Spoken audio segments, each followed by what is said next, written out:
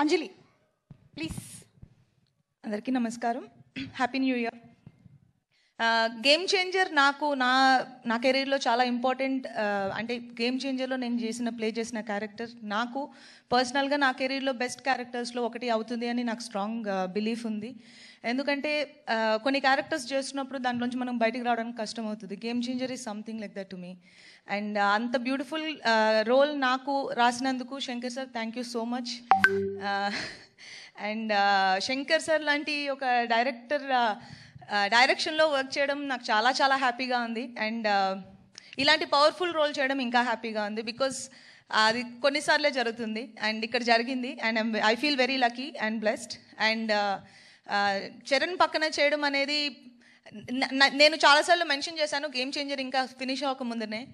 He's such a great co star that ఎవరైనా అడగడానికి ఇలాంటి కో స్టార్ ఉంటే బాగుంటుంది అనుకునే ఒక కంఫర్ట్ ఇస్తారు.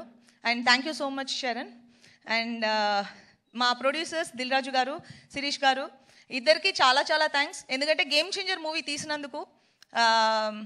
గేమ్ చేంజర్ జాన్ 10th మీరు చూస్తారు. మేము ఎక్కువ చెప్పలేకపోతున్నాం దాని గురించి, కానీ జాన్ 10th మీరు అందరినీ థియేటర్లో చూస్తాం. అండ్ తమన్ మ్యూజిక్ చాలా బాగా చేశారు అండ్ మీరు ఆల్రెడీ చూశారు.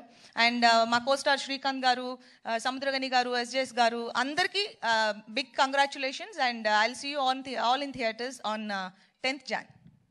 Thank you so much Anjali.